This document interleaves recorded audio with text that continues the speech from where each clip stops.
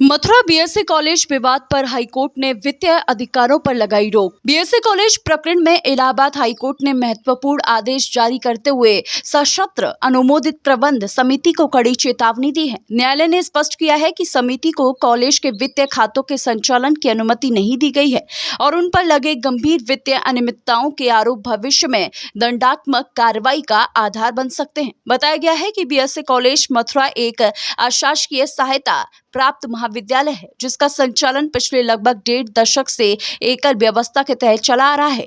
Doctor Bhimrao Ambedkar विश्वविद्यालय आगरा की कुलपति द्वारा 17 अक्टूबर 2025 को 9 शर्तों के अधीन धीरेन्द्र कुमार अग्रवाल की प्रबंध समिति को सशस्त्र अनुमोदन दिया गया था। हालांकि सैकड़ों करोड़ों रुपयों के कथित घोटाले की जांच के चलते ये प्रबंध समिति कॉलेज के संचालन में सक्रिय भूमिका निभाने से बचती रही। जिला प्रशासन और विद्यालय के सहयोग की मांग के बावजूद गंभीर आरोपों के कारण उन्हें अपेक्षित सहयोग नहीं मिल सका। इसी बीच उत्तर प्रदेश शासन के निर्देश पर एसटीएफ आगरा यूनिट ने वित्तीय अनियमितताओं की जांच की, जिसमें प्रबंध समिति के पदाधिकारियों को दोषी पाया गया। वहीं संयुक्त शिक्षा निदेशक द्वारा की गई जांच में भी कॉलेज खातों से अवैध धन हस्तांतरण और भूमि के दुरुपयोग जैसे गंभीर मामले सामने आए हैं। शासन को रिपोर्ट भेजकर दोषियों के खिलाफ कार्रवाई की सिफारिश भी की जा चुकी है। ऑडिट रिपोर्टों में भी कई 100 करोड़ रुपए की वित्तीय अनियमितताओं की पुष्टि हुई है, जिसके आधार पर उत्तर प्रदेश शासन के निर्देश पर विशेष ऑडिट कराया गया। इसके अलावा ये मामला विधान परिषद की संसदीय समिति में भी उठ चुका है। हाईकोर्ट ने अपने आदेश में कहा है कि प्रबंध समिति को अत्यंत सावधानी बरतनी होगी क्योंकि उनके खिलाफ लगे आरोप गंभीर हैं। साथ ही राज्य सरकार, उच्च शिक्षा विभाग, विश्वविद्यालय और कॉलेज प्रशासन को कानून के तहत आवश्यक कार्रवाई करने के लिए स्वतंत्र बताया गया है। न्यायालय ने यह भी स्पष्ट किया कि आदेश में कहीं भी बैंक खातों के संचालन या वित्तीय अधिकारियों की बहाली का निर्देश नहीं दिया गया है। साथ ही लंबे जांच को 2 माह के भीतर पूरा करने के निर्देश दिए गए हैं।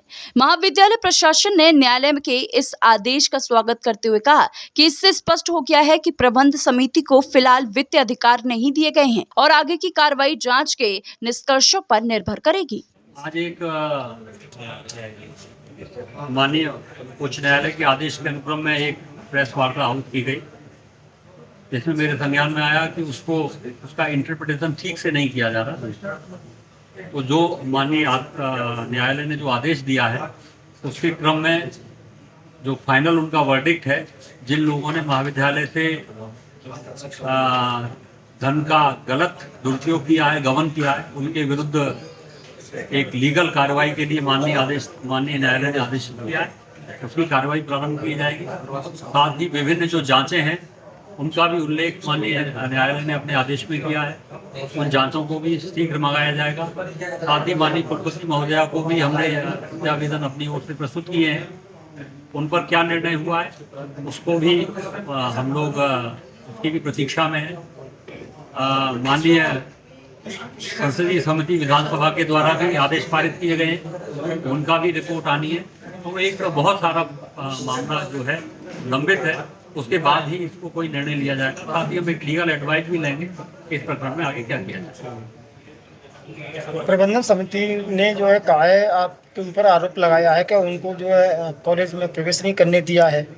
ये आरोप तो निरर्थक आरोप है। वो कई बार जो स्पेशल ऑडिट हुई है तो समिति के तमाम सदस्य यहाँ आए हैं, ऑफिस में आए हैं, ऑफिस में 2-2 घंटे बैठे हैं। तो ऐसा मेरा महाविद्यालय कोई मेरी बातों की नहीं है। ये महाविद्यालय शासकीय अनुदानित महाविद्यालय है, ये समाज का महाविद्यालय है और समाज में भी ये किसी समाज से मतलब जाति से नहीं है। तो मैं अपने आपको यहाँ का मालिक नहीं कहता। वो लोग तो कहते हैं हम यहाँ के मालिक हैं। तमाम लोग आप कहेंगे वो कहते मालिक हैं, हम कहते हैं हम अपने शरीर के भी मालिक हैं। विवाद क्या है सर इस बार? नहीं, विवाद तो देखिए संस्था के बचाने का और संस्था के बचने वालों के बीच विवाद है, नहीं है। समाज का एक बड़ा वर्ग जो है वो चाहता है इस संस्था को बचाया जाए। आज जहाँ जिस महाविद्यालय में जब मैंने ज्वाइन किया 3,500-4 हज़ार बच्चे थे, आज वहाँ 11,000 बच्चे हैं। आप स्वयं देख सकते हैं, प्रत्यक्ष को प्रमाण की जरूरत नहीं है कि इतने कम संसाधनों में महाविद्यालय का विकास करना, छात्र संख्या बढ़ाना। अब समस्या एक और पैदा हो गई है कि गत वर्षों में जितनी लूटपाट हुई उससे ज़्यादा धन संस्था में इकट्ठा हो गया है। तो जैसे मैंने अभी अनौपचारिक वार्ता में भी कहा कि भाई अब वो जलेबी पर नहीं बिठाया जाता, आप समझ लें। तो ये देखेंगे आगे क्या इसमें विभिन्न पटलों पर क्या आदेश लेगा, तो फिर उसके बाद निर्णय लेंगे। प्रबंधन समिति के एक आरोप और है कि तानाशाह रवैये के अनुसार जो आप एकल रूम चला रहे हैं, हाँ। इसमें पुलिस चौकी को भी जो जगह दे दी आपने, हाँ। प्लस इसमें स्टूडेंटों का जो है फीस वगैरह भी वो भी बढ़ा दी है, जबकि ये अग्रवाल शिक्षा मंडल के द्वारा इसमें फीस इतनी नहीं थी। अच्छा, उन्हें ये पूछिए आप कि वो 2010 से यानी 16 वर्ष से अनुमोदित प्रबंध तंत्र कोई यहाँ नहीं कार्य सीखा। 2008 में या 6 में क्या फीस होती थी, विश्वविद्यालय ने कितने शुल्क बढ़ाए, एग्जामिनेशन फीस 2 बार ली जाने लगी, ठीक है। इंक्यूबेशन सेमेस्टर प्रणाली शुरू हुई, तो विश्वविद्यालय ने जैसे फीस का किया वैसे फीस निर्धारित की गई। तो इस बारे में उन्होंने तमाम शिकायतें की, उनकी जांच पूरी हो गई, उनमें कुछ नहीं पाया गया। तो आरोप तो वो ये भी लगा रहे हैं कि अगर एक बैंक से दूसरे बैंक में राशि को स्थानांतरित किया गया तो उसको उसमें ले रहे आहरण किया। तो वो विद्वान लोग हैं, हम तो कम पढ़े लिखे हैं, वो विद्वान लोग हैं।